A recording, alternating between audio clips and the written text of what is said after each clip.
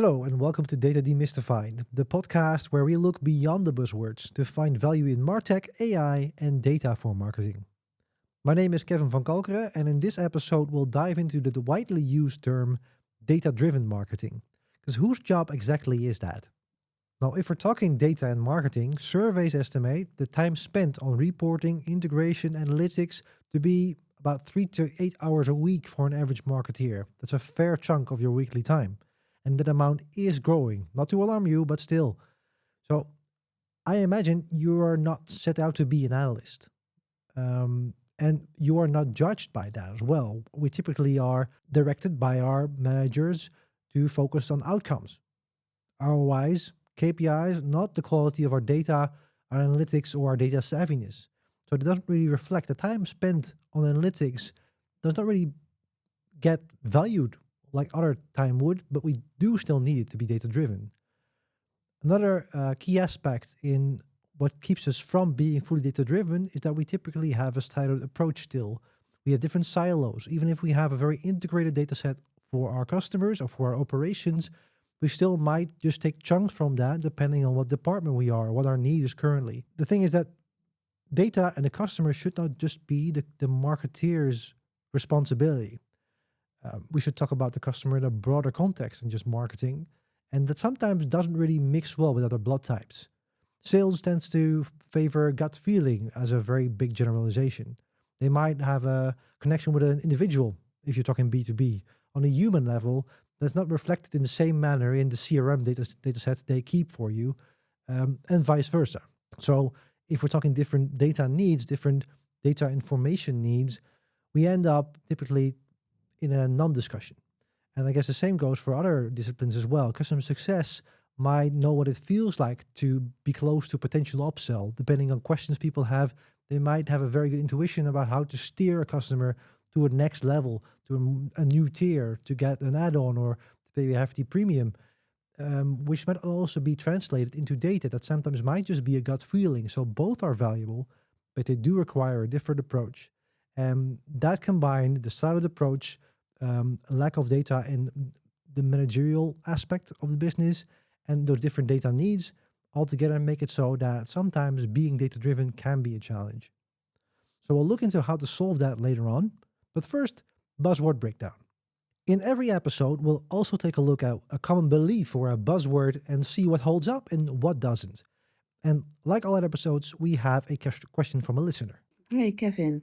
Your previous episode was all about how showing the performance of tech and data is hard. But should we just not focus on performance marketing that already involves return on investment in nearly all cases? Yeah, so performance marketing, I think, only scratches the top of those levels we talked about last episode. When we talked about ROI, we talked about how good chief data officers, according to Harvard Business Review, measure their data and make impact from data and tech. And I think performance marketing only is at top level, the business case level. What's more, performance marketing often favors the short-term effects. There's nothing wrong with that on its own, but replacing your entire value chain with just that, I think, is limiting marketing in your business too much. If you look at the works of Byron Sharp and like-minded researchers, they would say that their data shows that availability is the highest predictor for success and business growth. So I highly recommend How Brands Grow Part 2, for instance, which advocates for not just good marketing campaigns, but really building physical and mental availability to grow your brand. And that goes throughout a whole different set of verticals and different set of industries as well. So yes, performance marketing seeks to be as available just in time as possible, which is good. But mental availability, that's built over time. That requires a longer brand-focused approach with a more complex value proposition and also typically a way more complex approach if we're talking data-driven. So we've talked about the challenges when we talk about being data-driven and that not only marketing should be responsible for that, but other people should be as well, but they might have different definitions. So that brings us to the key point here. We have to be aligned. Now that's a very big and also empty managerial term. But in this case, I'd say that it comes down to culture. And culture in this case being value-driven first before you become data-driven. So what do I mean with that? I don't mean values in the philosophical or moral sense, but much more in what is the value we bring to the customer and what is the value our customer brings to us. Value for the customer versus value of the customer. Not so long ago, there was a handbook published, a handbook for strategic B2B marketing, but I think that's very useful for B2C as well.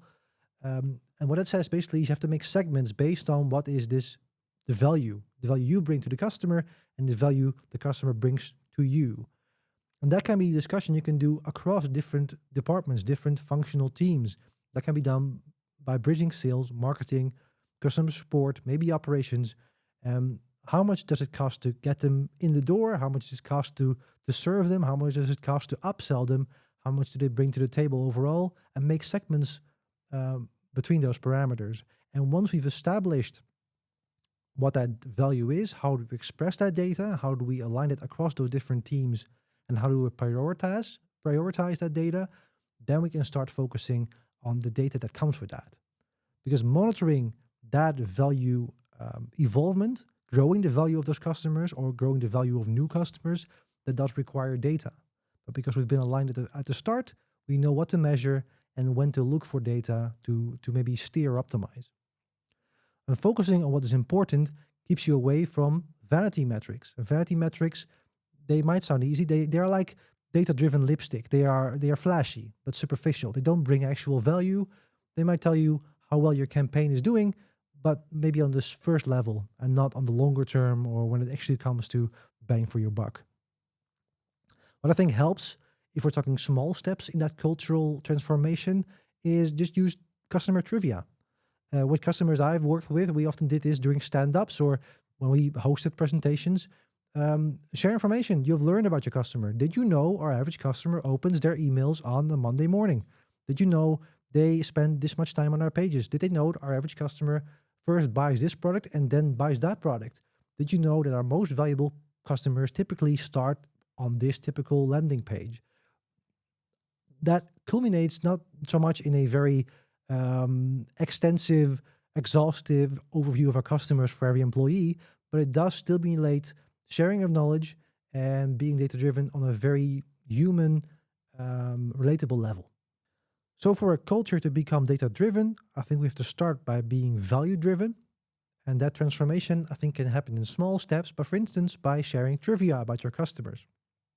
So for customers I've worked with, we would share information we've learned about our customers during stand-ups, during presentations, tiny tidbits of information. Our customers typically open our newsletters most on Monday mornings. They typically come online in the weekends. They often buy this product first. They spend this much time on our pages. So many people read our blogs and so on. Not as a goal to make an exhaustive overview, a mental representation of all our customers in our minds, but more so to stimulate exchanging of knowledge, exchanging of information about our customers, and so growing this data-driven, value-driven culture. Looking to sound smart at your next social gathering? Well, here's a tidbit of information you can just throw out there casually at the drinks table at your next conference. I think for us to become truly data-driven, we need to use data not just at an operational level to measure our email performance, for instance, but also to make strategic decisions. C-level can lead by example, by balancing their intuition with fact-based information. What this speaks to is that we often have this false dichotomy in our heads that either we use data or we use our intuition. And I think we have to combine the two in a good harmony. Especially if you're more experienced in the field, if you are C-level, if you are a senior leader, then you are paid for your experience, you are paid for your intuition. And I think that's very valuable. But you have to make sure that where needed, you have to find data to support your hypotheses, to support your intuition. Data often typically tells you only what happened in the past. Your intuition might bring you forward. So balancing that throughout the organization and not just on every click on a Google advertisement, that really brings the entire organization forward and leads by example. So we've talked about that becoming data-driven has its challenges. We talked about how those challenges where they come from and how you overcome them. And I think that data-driven marketing should be informed by a data-driven culture, which in turn starts by a clear focus on measured value, becoming value-driven before you become data-driven. Now, don't be daunted by the numbers I said in the beginning. I said that surveys estimate that marketeers spend 3 to 8 hours a week on reporting and analytics if you want to become data-driven, and that can be quite a lot. Now, On the higher end of the spectrum, you've got tools like BI tools with their own built-in AI agents that do the analytics for you, but typically you still need an analyst somewhere in between. And even the free tools like Google Analytics come with that challenge. The tools are free, they might offer some level of insights automatically, but to get real value from that, you have to be able to analyze data yourselves. What we've done with HiGem, we've taken a different approach. We take that data like Google Analytics, but we save you 3 hours a week by going through that data automatically for you. We find the blind spots in your customer journeys and give you those clean-cut insights so you can derive value from that. If you want to find out more about our tool, go to higem.io. For now, thanks for listening to Data Demystified. If you'd like to know more about these topics, data, AI for marketing, MarTech, be sure to subscribe wherever you get your podcast. Leave us a comment, a like, a star rating. In short, share some data with us. And then we'll see you next time.